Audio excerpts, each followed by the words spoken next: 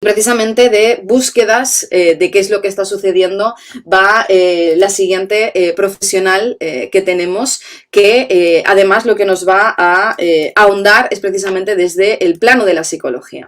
Y además nuestra siguiente profesional, que es representante de la red Cassandra, psicóloga, representa precisamente un mito que necesitamos conocer como sociedad y sobre todo ver qué representa lo de Cassandra, porque es muy representativo de la propia realidad profesional que estamos viviendo, ¿no? Y que las compañeras precisamente también ejemplifican, ¿no? Para quien no lo sepa, y esto es, ya que no podemos presentarlas a ella específicamente, sí presentar la historia de Cassandra y comprender su sentir, ¿no? Cassandra, precisamente a Apolo, ya sabéis cómo es esto de la mitología, se obsesionó con Cassandra, que era una de los hijos, bueno, era hija del rey de Troya, seguro que conocéis, ¿no? Pues aunque solo sea por la guerra de Troya, todo lo que tiene que ver con Aquiles, bueno, pues la hermana, ¿no? De los de Troya era Cassandra, pues se obsesionó con ella y como ya le rechazó, ya sabemos cómo son los egos de algunos, ¿no? Hombres heridos, la maldijo, porque fue una maldición, por mucho que hay veces que se diga que es un don, con decir siempre la verdad, es decir, el don de la profecía, veía tal cual lo que estaba pasando, lo que iba a pasar, pero que nadie la creyera. Esa es la maldición que Apolo, por ese rechazo de egoído, ¿no? Le puso a Cassandra. Entonces Cassandra siempre dice la verdad, pero nadie la cree.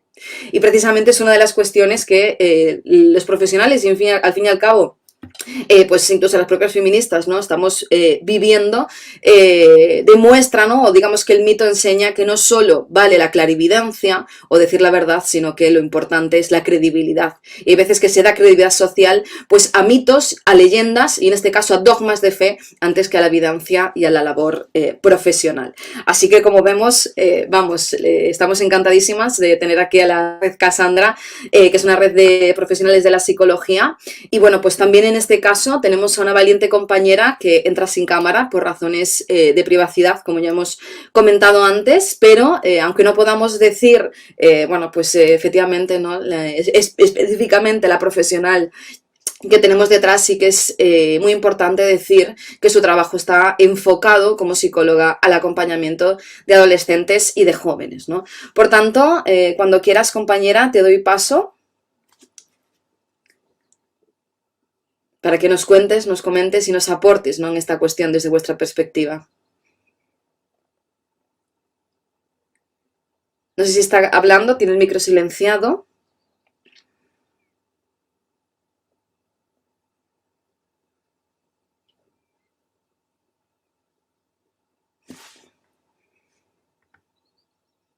Ahí estamos. No se te oye, no sé si soy yo. Ya, ¿me Ya, ¿me escuchas? escuchas? Ahora sí, perfecto. Muchísimas gracias, cuando quieras. Vale, Vale. perdonadme. Bueno, primero de todo, daros las gracias a Contraborrado, a ti, Laura, por hacernos esta presentación. Me has descrito muy bien un poco de dónde viene el nombre. Y también decir, bueno, pues eso, nuestro sentir desde hace tiempo va en la línea con todo lo que habéis expuesto hasta ahora, con lo que ha expuesto Ángeles Álvarez. Algunos datos los he leído y la verdad es que explican, ¿no?, lo que estamos viendo en consulta. Y también lo que ha comentado el inspector, la profesora.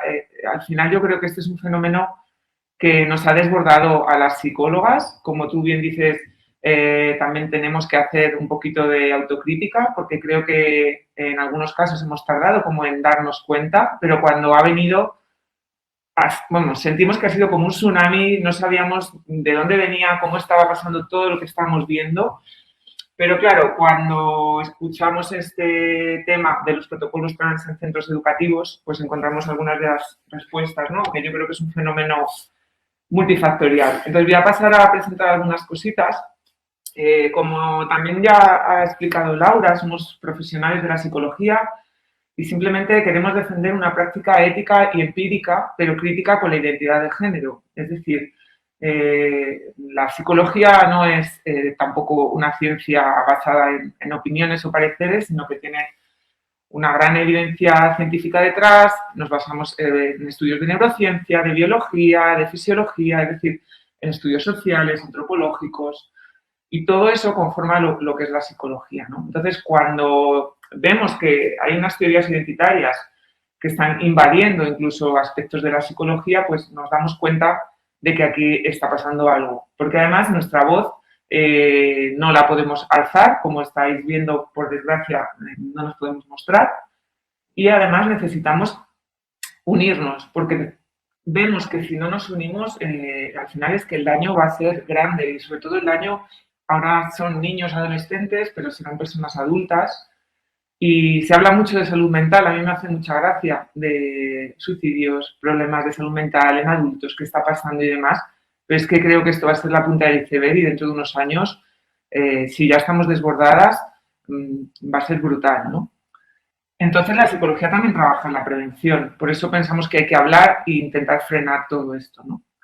También nuestra profesión no se basa en convertir ni nada, sino en cuidar a las personas en su salud mental y en acompañar hacia un bienestar integral y también hacia una autoaceptación. Y esto siempre ha sido algo básico y pensamos que así debe seguir siendo. Pero ¿qué ocurre?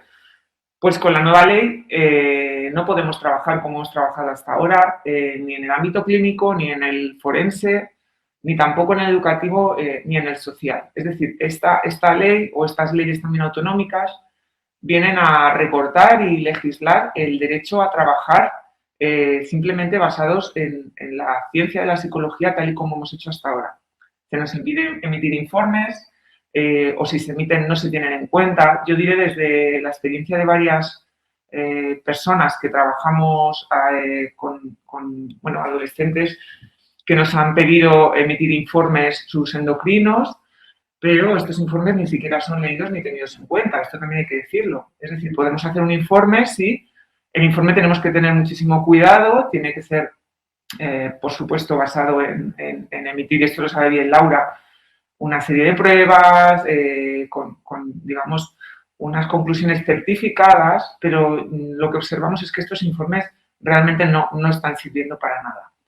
Además, se nos puede sancionar por hacer partes de nuestro trabajo, por ejemplo, la autorreflexión. Estabais hablando antes, ¿no?, de cómo pues, un niño puede pues, tener determinadas preferencias, gustos, maneras incluso de comportarse y de socializar. Y es algo que cuando somos niños y niñas y se nos deja ser libres, pues irá hacia un lugar o hacia otro, pero cuando somos adolescentes pensar sobre ello y reflexionar nunca ha sido delito, ahora parece que sí. Y cambiar la conceptualización también de aspectos de la profesión, ¿no? Como, pues eso, hablabais del significado de la identidad, de quiénes somos, cómo nos vemos y la aceptación también de nuestro cuerpo, de nuestro sentir como algo básico, ¿no? Entonces, al final, todo esto está afectando a la capacidad que tenemos de trabajar, muchas veces con personas que nos piden ayuda y que también las familias están preocupadas y quieren ayudar a sus hijos e hijas a que tengan una salud mental, como hemos dicho, integrada y basada en los mismos principios que tiene la OMS.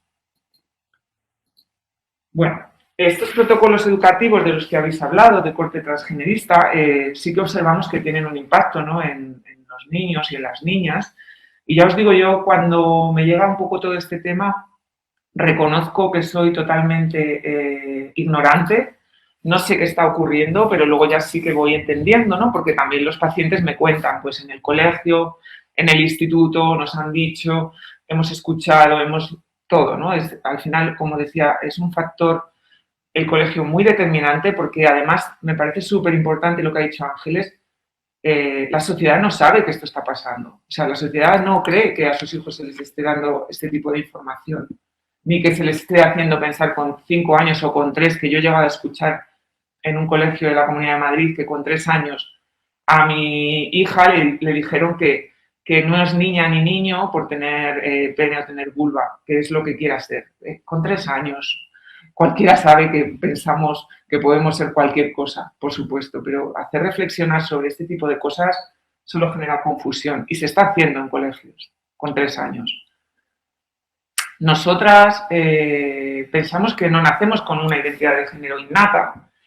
Es decir, hay un protocolo que he escuchado que con 3 años dice que ya se sabe, ¿no?, el protocolo de Galicia.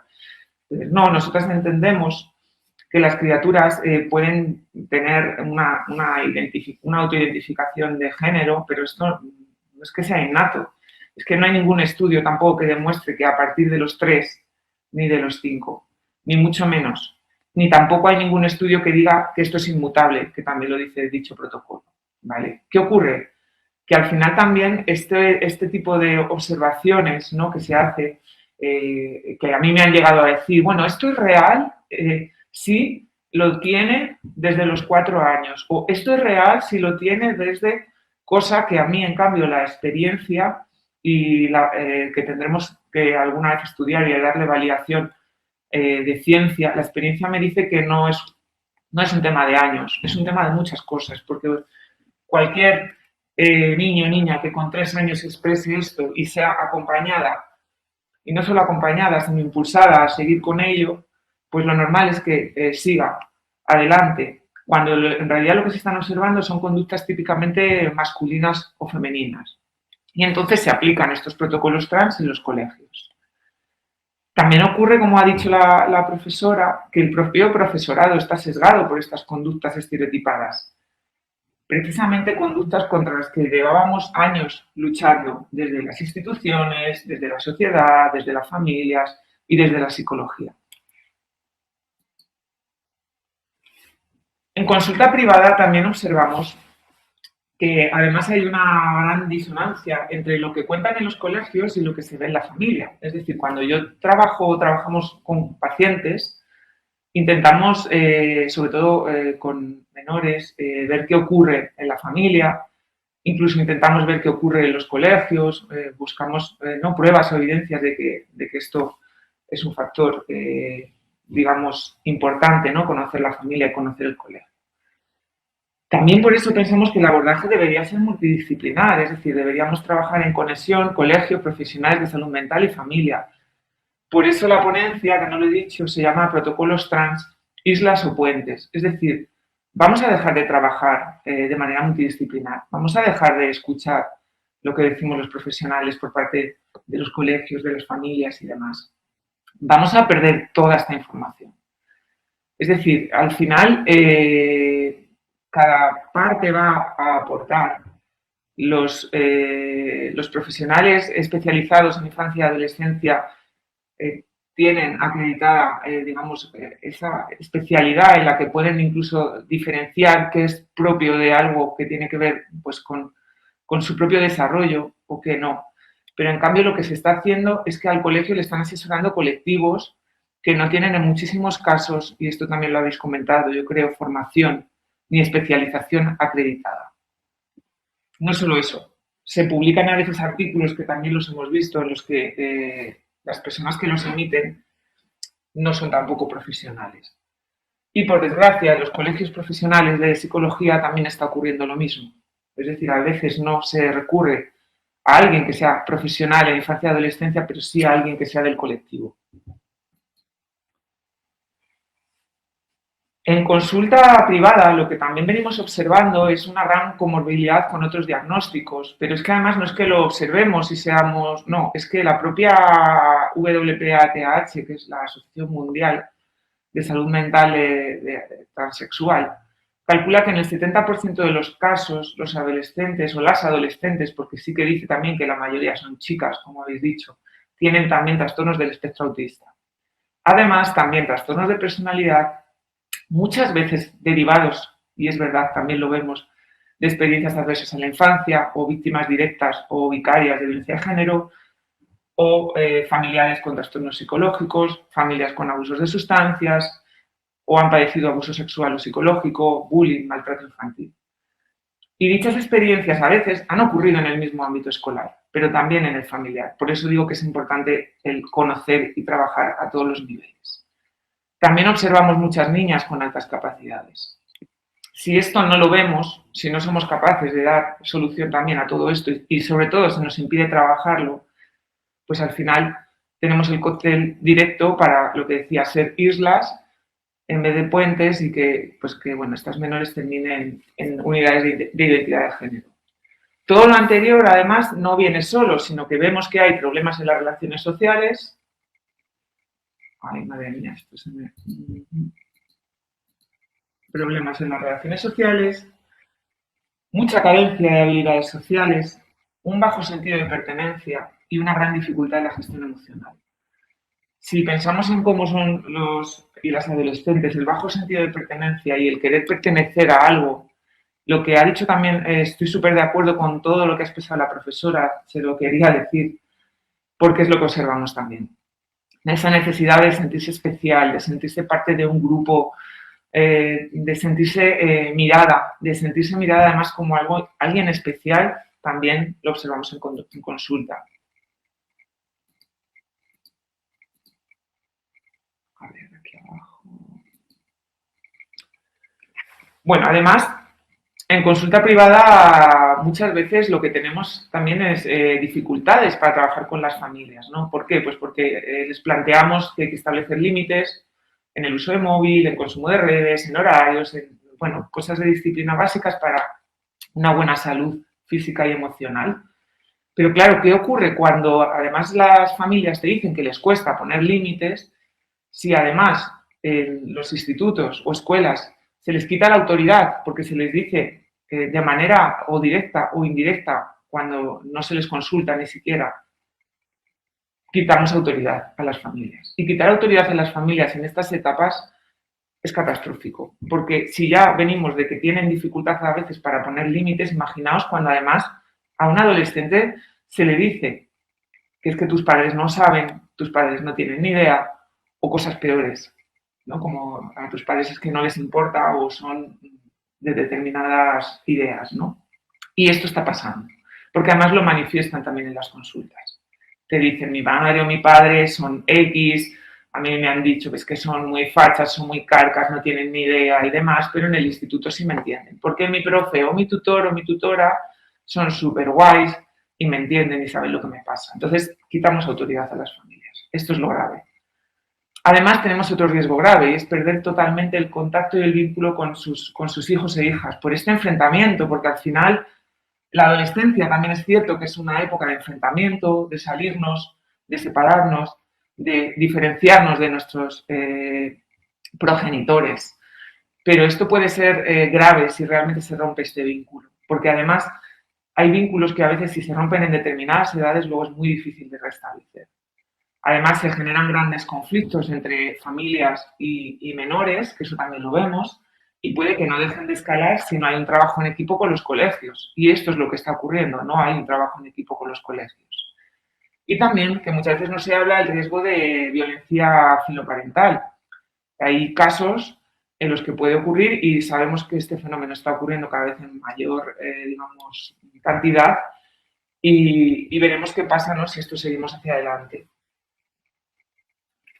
Tenemos también que tener en cuenta que a veces el profesorado, y esto me lo han comentado profesores, no, perdón, porque habrá muchos que no, pero algunos me lo comentan, que no tienen formación en cómo funciona realmente el cerebro de un adolescente. Y el cerebro de un adolescente es un cerebro de por sí inmaduro, sin un desarrollo del córtex prefrontal hasta los 24 años y que sepamos, la ciencia no ha demostrado que ahora con 3, 4 ya lo tenga desarrollado, ni tampoco con 14. Por lo tanto, toman decisiones a veces no racionales. Además, son personalidades típicamente narcisistas. Quizás esto tenga que ver con lo que hemos dicho antes de ser mirada, ser vista, ser especial y sentirme especial. Asunción de riesgos también por dificultades para pensar a largo plazo, por este, digamos, desarrollo cerebral inmaduro. Dificultad también para encontrar su identidad, forma parte también de ese desarrollo. La exploración sexual es parte del desarrollo, pero no es indicativo de patología ni de no adecuación. Es decir, son cerebros sanos y en desarrollo los que quieren explorar y, por ejemplo, conocer o reconocerse en una identidad o sobre todo en una orientación sexual, perdón, es donde se quieren ver. Es decir, quieren de alguna manera saber qué les gusta y a mí me sorprende porque en consulta vemos que en muchas ocasiones sí que hay menores hipersexualizados, pero también tengo menores que no tienen ni idea de sexualidad, que de hecho no han tenido una relación sexual en su vida, ni han tenido un orgasmo, pero ya quieren hacer una transición pensando que entonces cuando la hagan van a tener un orgasmo, cuando no la han tenido porque no han experimentado con nadie, a veces ni con ellos ni con ellas mismas. Con lo cual, tenemos aquí muchos polos.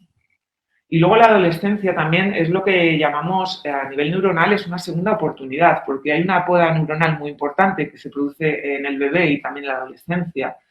Pero esta poda neuronal, depende de lo que esté ocurriendo, puede generar cambios positivos o bien daños potentes. Es decir, estamos trabajando con personas, tanto a nivel escolar como en psicología, muy vulnerables, y todo lo que hagamos va a ser definitivo para su vida. Muy, muy definitivo. ¿Qué es lo que vemos también que está ocurriendo? Que falta esta formación del profesorado sobre el cerebro infantil y adolescente y que la coeducación, como decíamos, no está siendo real y basada en el respeto a las diferencias. Se está utilizando dinero, como decíais, del Pacto de Estado para otras cosas que no es coeducación, pero esta formación también tiene que ser clara y no inducir a estos errores típicamente sexistas. Pensamos y recomendamos que sigamos con ese trabajo que hemos tenido hasta ahora, que era multidisciplinar en equipo, familias, profesionales de salud mental y colegios. Y esta detección del alumnado que habéis dicho de como trans, nos gustaría que en vez de eso se generasen más energías en encontrar a estas personas que tienen grandes dificultades por otras comorbilidades y apoyar a sus características diferenciales. Es decir, las niñas con altas capacidades necesitan ayuda, claro que sí. Las niñas que nos cuentan que tienen disforia de género sufren, claro que sí. Pero tenemos que ver qué es lo que está ocurriendo y nos tienen que dejar verlo y nos tienen que dejar hablar de ello, cosa que hasta ahora está siendo bastante difícil. Tenemos también el fenómeno que a veces nos decían que no era así, pero detectábamos mucho contagio social en las consultas. Los casos a veces no venían aislados, venía también la niña, yo le preguntaba a la madre, y además de la niña pues había 3 amigas que contaban lo mismo. Y esto que hasta hace nada, incluso en alguna charla, nos han llegado a decir bueno, pues que estábamos locas por decir esto, pero este mismo año Mercy Bowes, que es una psicóloga, ginecóloga y cirujana, especialista en vaginoplastias para personas trans, ha llegado a admitir que hay una influencia entre sus compañeros en estas decisiones y además admite que su propia comunidad lo va a negar, pero ha admitido que hay un contagio social. Entonces, teniendo en cuenta todo lo anterior y que están ocurriendo estas cosas sin que haya un debate social abierto y que no se nos deja investigar, estamos trabajando con muchas dificultades y de verdad que la única preocupación que tenemos desde las personas que trabajamos con adolescentes es ayudarles a tener una vida plena y sana. Y esa es la gran preocupación, que no sabemos si vamos a poder llegar a tiempo en muchos de estos casos. Nada, os damos las gracias por la invitación y gracias también a las personas que estáis ahí por escucharnos. Y nada, ahora cualquier pregunta o no sé si hablaré con Laura, lo que queráis. Muchas gracias.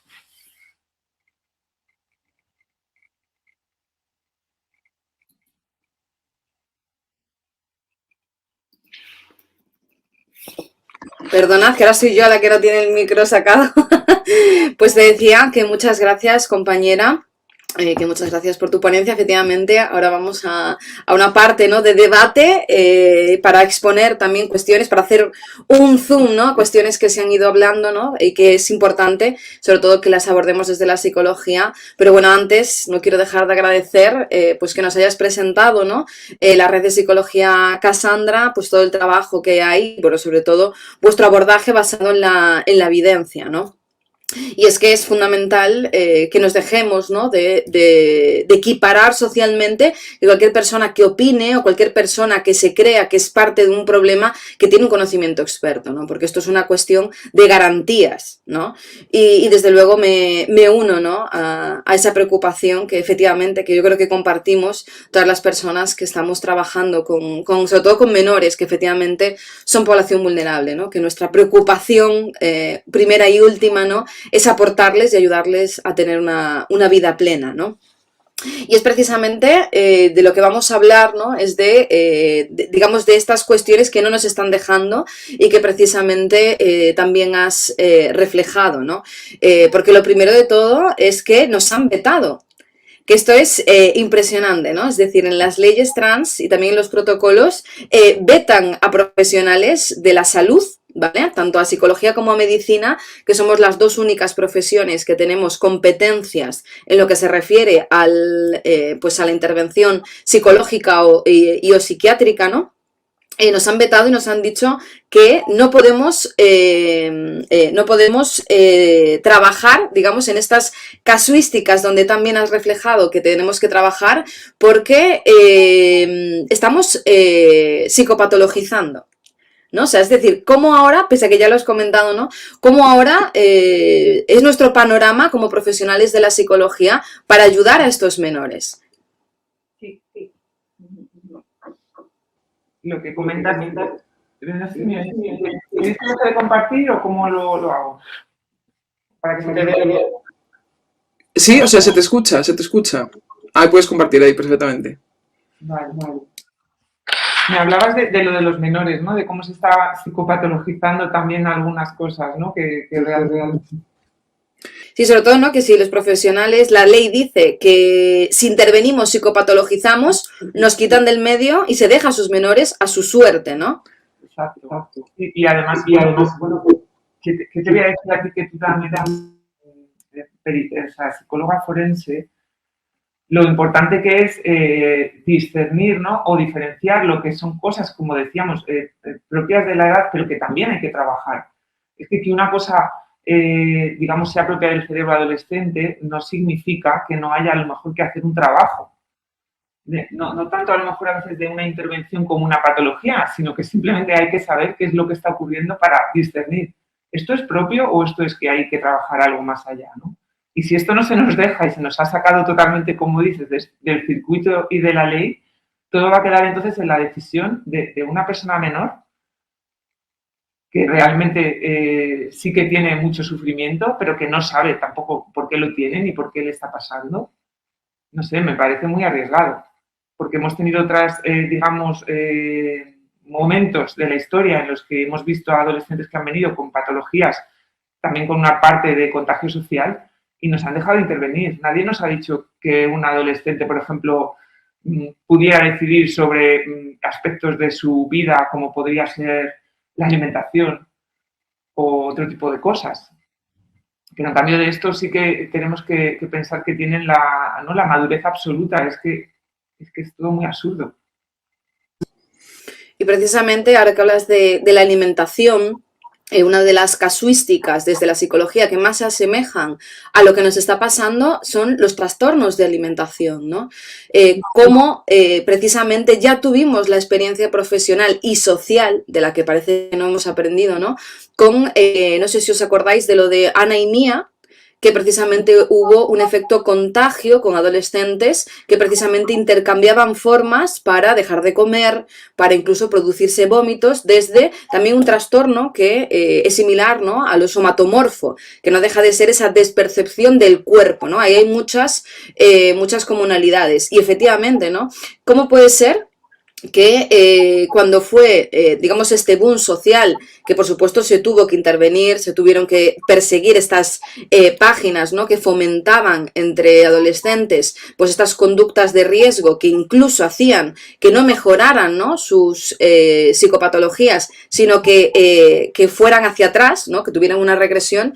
¿Cómo es posible que ahí sí que nos dejaran intervenir y que socialmente se tuviera claro, ¿no? De que en el momento en el que se rechaza el propio cuerpo, un profesional tiene que contrastar, tiene que hacer un mínimo, un diagnóstico diferencial, ¿no? Y ver qué pasa y cómo es posible que ahora, también habiendo un riesgo y también haciendo esta inducción, ¿no? de medicación e incluso de pues intervenciones quirúrgicas, se nos aparte a todos los profesionales, ¿no? O sea, cómo potencialmente pueden salir los menores de estas decisiones, malas decisiones políticas que se están tomando.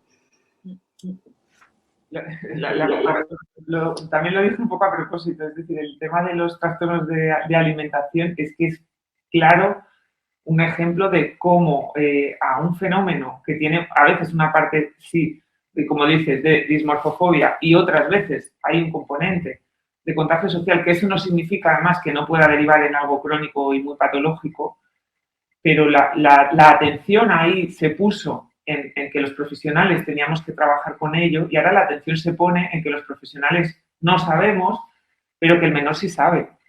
Entonces, si quitamos ese lazo de ayuda que podemos dar como desde nuestra propia ciencia, como tú dices, ¿qué va a pasar? O sea, es que no estamos atendiendo a una población que ya sabemos además que está sufriendo porque todo el mundo habéis escuchado y sabéis que han subido las autolesiones en adolescentes, que han subido los intentos autolíticos y los suicidios consumados y todo esto que además está ocurriendo a la vez, es decir, que no estamos hablando del futuro, no se le va a prestar ninguna atención. O sea, ¿de verdad que van a dejar que esto pase? No sé si. Pues efectivamente, ¿no? Y respecto a lo que comentas, que ya se han dado antes los datos que nos estamos encontrando, ¿no? Con que socialmente la propaganda está diciendo que si no se hacen este tipo de afirmaciones de género, ¿vale? Que no deja de ser un refuerzo al sexismo social, ¿no? Que van a aumentar los suicidios, ¿no? Eso es una propaganda además muy fuerte, pero los profesionales nos estamos encontrando con dos cuestiones, ¿no?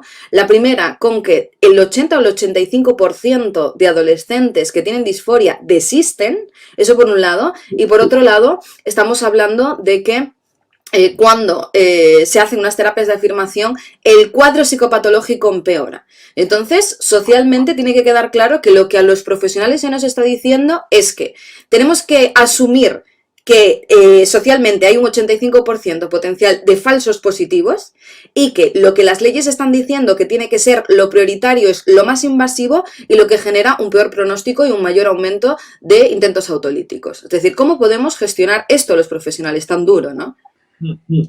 Bueno, y además, que yo creo que no es cierto que como has dicho, que las adolescentes o las personas que hagan la transición se quite su malestar. Eso también hay que decirlo, lo vemos, pero además hay muchos casos, pero no han salido, pero lo sé por mi trabajo, de adolescentes que tras hacer esa transición pasar unos años y arrepentirse, y ya no hablo de Keirabel, hablo de casos en España, tienen intentos de suicidio casi cada semana. Lo que pasa es que no se atreven a contarlo, porque también a nivel social, las personas que están en este proceso ahora de arrepentirse de esa decisión no se sienten arropadas ni por su colectivo, ni por la sociedad, ni ahora ni siquiera por la ley, porque no hay ningún protocolo, como habéis dicho, educativo para estas personas que transicionan. Tampoco tenemos un protocolo para tener un control de cuántas están siendo en España estos casos. Entonces, esto de que hay un aumento de suicidios, si utilizan los datos mal, efectivamente, se asusta a las familias, pero es que no se quitan los intentos de suicidio por hacer una transición. Al revés. A veces el aumento resulta que es después de hacer esa transición. Claro, porque es fundamental, ¿no? Creo que dejemos claro que se vende una solución a un problema, que ese problema además no tiene que ver con lo que se dice socialmente, ¿no? Que hay unas psicopatologías previas, ¿no? De hecho, en estudios como por ejemplo los de Littman nos encontramos con que más de un 60% tienen algún tipo de casuística, bien de depresión, ansiedad, problemas de identidad, duelos, incluso violencia, ¿no? Y que ahora que se está haciendo pues un cajón desastre, ¿no? Donde todo este tipo de problemáticas, al no hacerse un diagnóstico diferencial, acaban, ¿no? Precisamente en una afirmación. Entonces, no solo no te cuido la problemática previa que tienes, sino que te sumo otra problemática. Entonces, lógicamente, va a haber una derivación y un cuadro, ¿no? Peor. Y sobre todo tenemos que hablar también de las personas que destransicionan, ¿no?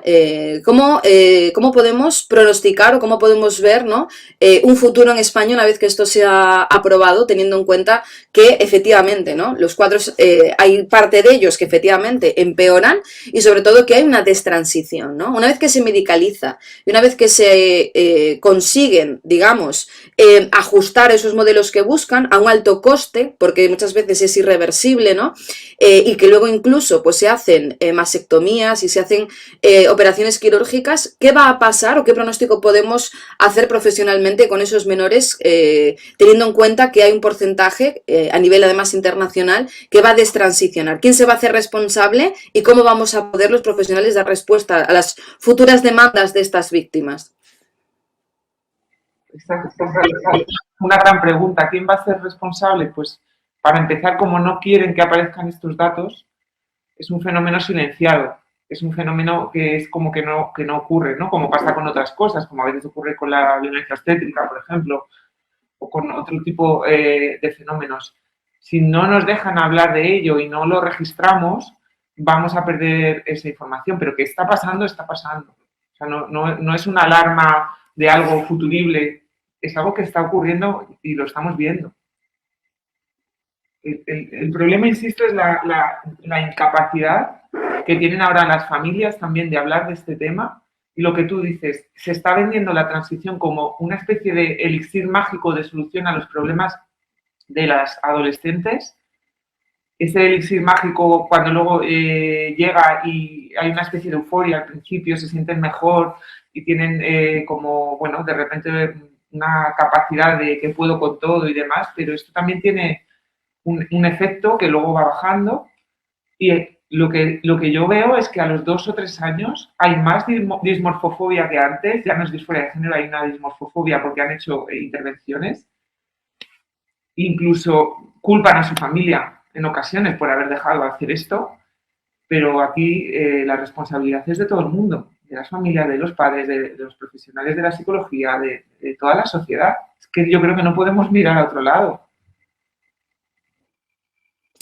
Totalmente, ¿no? Y de hecho, incluso se ha hablado de que precisamente esta afirmación y esa euforia, ¿no? Que se asemeja al efecto placebo. Es decir, incluso los adolescentes, ¿no? Estamos viendo que socialmente podemos estar ante un efecto placebo con este tipo de intervenciones, que claro, dura lo que dura el efecto placebo. Ahí, ojalá que en el futuro podamos tener una investigación clara de hasta qué punto, ¿no? Se está, como muchas compañeras han dicho, diciendo que el emperador va desnudo, pero incluso en intervenciones, ¿no?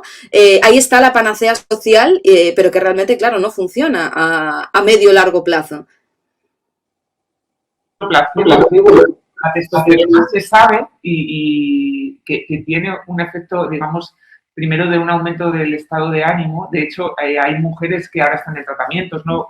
Con terapias hormonales sustitutivas de la menopausia, por ejemplo, y que también trabajo mucho con mujeres y ellas refieren que al principio les sube la libido, que están como más contentas, que de repente tienen ganas de moverse, incluso pues se sienten mejor haciendo deporte. Esto también le pasa a las adolescentes, pero estamos hablando de que lo otro es una cantidad limitada y es sustitutiva, pero que habría que poco a poco retirarla, con administrar una hormona como es la testosterona de forma continuada a una persona que además no tiene ninguna patología.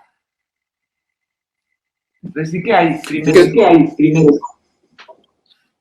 estamos medicando a gente que es sana. Es que yo creo que medicar a una persona sana o operar a una persona sana debería ser el último recurso y, por supuesto, después de un análisis a todos los niveles de ese ser humano. De hecho, una de las cuestiones precisamente que se denuncian, ¿no? Que denuncian los profesionales, es que se ha confundido en la ley, igual que sexo y género, que siguen confundiéndolo, se ha confundido también desestigmatizar de despatologizar, ¿no? Y donde había que desestigmatizar y decir, bueno, no pasa nada porque una persona tenga una problemática psicológica, es como puedes ir por la calle y puedes tener pues un accidente o puedes tener, pues te pueden romper un brazo y pues también hay psicopatologías y no pasa nada. En vez de normalizar la enfermedad mental, ¿no? Las psicopatologías, se está despatologizando que en la práctica es negando la enfermedad mental. Entonces también esto no solo tiene un impacto específico, ¿no? En estas casuísticas, sino que en general como que nos hace más difícil nuestro trabajo, ¿no? Diciendo que hay que negar psicopatologías incluso obvias, ¿no? Como son estos casos. Negar, ¿no? Sino que dicen que estas patologías supuestas mentales, quiero decir, van a desaparecer. Es decir, si yo tengo depresión y tengo disforia de género, pues mi solución es hacer una transición. Si yo tengo un trastorno del espectro autista o porque me siento diferente o porque no encajo, porque no tengo habilidades sociales, esto también va a desaparecer cuando haga la transición. es que estamos perdiendo el foco totalmente. Estamos perdiendo el foco y la visión global de la persona y del ser humano como algo mucho más complejo. Totalmente, ¿no? Y luego, sobre todo, pese a que estamos intentando visibilizar y luchar contra estas cuestiones, ¿no? También tenemos que ver hasta qué punto organizaciones profesionales están en contra, ¿no? De aquellas cuestiones que estamos tratando de visibilizar. Por ejemplo, antes hablaba Ángeles Álvarez de lo del sexo asignado al nacer. La propia APA habla en el DSM, ¿no? De sexo asignado al nacer, ¿no? Entonces, ¿hasta qué punto? Claro, tenemos que planteárnoslo desde qué impacto social tiene esto, no solo en esta casuística, sino en todas, sobre todo lo que afecta también a niñas, adolescentes y mujeres, ¿no? Porque si el sexo se asigna, ¿qué pasa, no? Con todos esos millones de mujeres que viven violencia en el mundo. De hecho, siempre se pone yo siempre pongo además el ejemplo de las 200, más de 200 millones de niñas en el mundo que han vivido mutilación genital femenina, ¿no? ¿Qué supone esto de decir que se asigna? ¿O qué supone esto de decir que se elige, ¿no? el sexo que se tiene? Supone también una revictimización. De hecho, profesionales que nos dedicamos mucho a la violencia, vemos donde esto está siendo un cajón desastre para el no reconocimiento de la violencia sexual y el que no sea un diagnóstico diferencial, ¿no? Entonces no solo es, como muy bien decías, por ejemplo, en casos de autismo, en casos de negación del sexismo social, que efectivamente está ahí, sino que también nos encontramos, ¿no? Con que también se niega a las propias mujeres víctimas y a las niñas y adolescentes víctimas, ¿no? Entonces, cómo esto también puede afectarnos en la intervención con estas casuísticas, ¿no? Las niñas víctimas estamos también viendo, ¿no? O ahora cuando hablas de la asignación de género, de lo que ha dicho Ángeles, a mí me choca mucho como el otro día hemos escuchado seguramente muchas personas que pues sí, que una mujer con pene es una mujer, pero en cambio a las mujeres no se nos llama mujeres, se nos llama seres gestantes. Entonces yo la verdad ya, no sé, esto es bastante, ¿no? Ridículo, porque al final la mujer no es mujer porque es ser gestante o criatura gestante, la mujer con pene es mujer, entonces a nivel también de detectar, como tú dices, ciertas cosas, ¿cómo se va a diferenciar temas de violencia de género? Como comentas, ¿cómo vamos a poder también trabajar como teníamos antes con datos de observatorios de violencia obstétrica, de violencia hacia la mujer? Si dejamos de ser mujeres, ¿no? Y luego las niñas, como dices, el tema de la ablación, esto es bastante preocupante porque en algunos foros esto se recomienda que no se trabaje, y esto ha sido a nivel estatal, porque digamos que es una visión nuestra lo de pensar que eso es algo malo, porque nos decían a las psicólogas que esto tenemos que respetarlo porque es cultural. Entonces, al final, que nos expliquen qué es violencia contra la mujer, porque estamos perdiendo también ese sentido, ¿no? ¿Contra qué mujer? ¿Contra cuál? Porque como no sabemos ya qué es una mujer. Qué interesante, ¿no? Eso que comentas. El borrar a las mujeres borra todas las casuísticas, nos aleja de poder realmente combatir las violencias que vivimos específicamente por ser mujeres. Bueno, pues muchísimas gracias, compañeras y compañeras de toda la red de Psicología Cassandra. Como hemos visto a lo largo de esta mesa, pues por suerte cada día somos más profesionales, ¿no? Las que damos un paso adelante, y aunque estemos en lugares de riesgo, como las compañeras, aportamos, ¿no? Creo que para concluir es importante decir que hemos aprendido a no tenerle temor al miedo y a aprender a caminar con él. Y bueno, pues vamos a seguir, como muy bien habéis comentado, poniendo puentes donde otros nos tratan de imponer que seamos islas. Y como muchas veces se dice y se habla de los lugares de la historia, que tengamos muy claro que estamos en el lado correcto de la historia, que es el que salvaguarda a los menores, a la evidencia científica, los derechos de las mujeres y en general a una sana convivencia social, libre de violencia y donde nos alejemos cada día más de las desigualdades, incluyendo y no dando de lado, no mirando hacia otro lado, las que son específicas por razón de sexo. Y aquí tenemos a la ciencia como guía, y nuestra bandera, desde luego, son los derechos humanos, los que de verdad defienden a todas las personas. Muchísimas gracias y le paso la palabra a las compañeras.